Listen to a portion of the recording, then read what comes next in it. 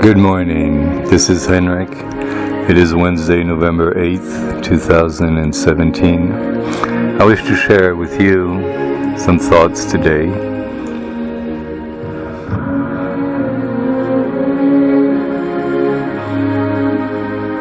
That strike my heart as important. Let us suppose that we ask the question, can we talk about the art of nourishing oneself with love and not just with food or drink alone? There is no proven art for love because there is no need for finding and feeling love of any effort in that respect except being open to receiving love and feeling that love in our heart. Love is a nourishment. Love is a source. Love is the beginning, the end, and all in between. Love is the Alpha and the Omega and the Hoia. Love is the divine essence. Love is us. Love is you. Love is me. Love is all of them. And humanity, the species to which we belong, composed of the brothers and sisters of the magnificent, mysterious, and miraculous human heart, has been so confused by its deceptive leaders, shameless tricksters, a la Wizard of Oz, the fake, that we've become dulled, having been prevented of exploring the most inner magnificent realms of one's own being, and therefore of knowing one's real self and how precious and magnificent we truly are. Love is the divine nourishment in itself, of the self. The more we love, the more we will find untrodden spaces where love goes on and on and on, lovingly spreading around us along the journeys of our lives, like this divine aura, which I may call the angelical aura of love. But that kind of love has not been allowed really by any culture so far. Those that ruled us, our guides, religious and political and social, have forced us to force love into a very small tunnel. You can love your wife, we'll give you the contract, and your wife can love you and bear children. You can love your children, and we shall school them. You can love your parents, and we will eventually take care of them and tax them all. And you can love your friends. And thus have they made two things very deeply rooted in every human being. One is that love is something very limited. Friends, family, children, husband, wife, muses. And the second thing they have insisted on is that there are many kinds of love, therefore. You love in one way when you love your husband, if you're a woman, or your wife, if you're a man. And then you have to bring in another kind of love when you love your children, that is children love. And another kind of love when you love your elders. When you love your family, yet another love. Your teachers, another love. Your work, your other passions, and another kind of love for them all. But the truth is, love cannot be categorized the way it has been categorized throughout the whole history of humankind. There were reasons for those leaders of humanity to categorize love. But the reasons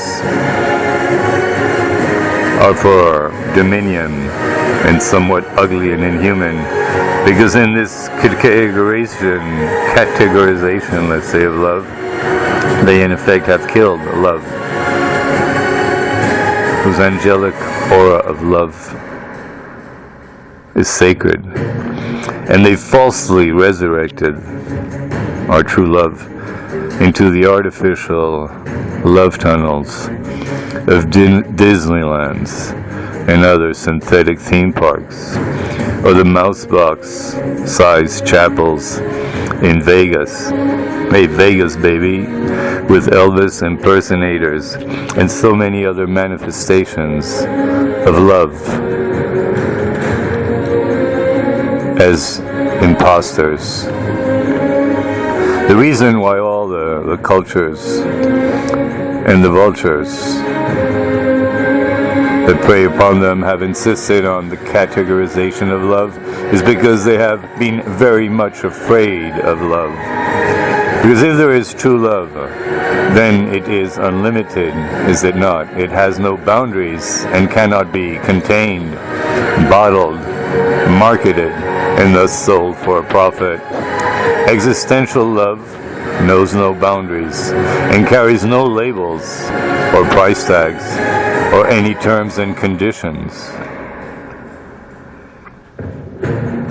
If true love were allowed to rise again and exists within us and among us, then the clever ones, les malins, those tricksters and deceivers, will not be able to pitch Hindus against Mohammedans, nor will they be able to generate further conflicts between Protestants against Catholics, between blacks against whites, between whites against blacks, between redskins and other skins, between yellow and brown, and turn them into black and blue bloody messes for their own war profits. If true love were truly allowed to rise again and exist among us, then we cannot draw a line saying that we cannot love this person because he or she is Jewish, or if he or she is Maoist, or Hinduist, or Chinese, or from Timbuktu. Is that not so? The leaders of this world have always wanted to divide the world. Their rule was to divide and conquer. And so far, they have been shamelessly successful for the past 7,000 years. But to divide this world, which is a crime, they have to do the basic act of extreme division at the source of all divisions, which is to sacrifice love upon the altar of their criminal greed, dividing love,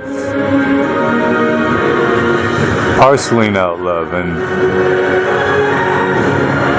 thereby murdering the source of love, which is all-encompassing love. But as a movement for truth and for freedom, for respect and for justice, which is now rapidly gathering momentum thanks to the Trump revolution and the renaissance of the human spirit on earth, love is now able to join the fray, and love will soon ride up at the front with a charge of the cavalry, mark my words, our cavalry, the cavalry of all human beings, the cavalry of the brave, the cavalry of the happy, the cavalry of the truthful, the cavalry of the respectful, and the cavalry of the free and loving human beings of planet Earth. This will be a multi-million and perhaps soon a multi-billion horsemen and horsewomen strong cavalry, glowing beautifully and lovingly with the angelical aura of love.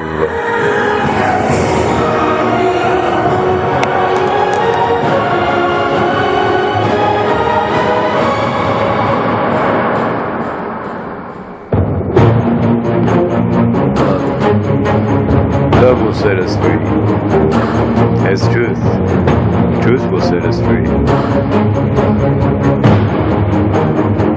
And the foundation for love is built upon the pillars of truth and the pillars of respect. Without respect, there can be no love.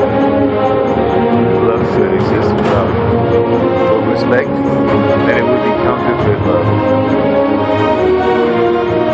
And without truth, how can love or anything truthful or real exist? So be truthful, thus will you be loving. Love the truth, and be true.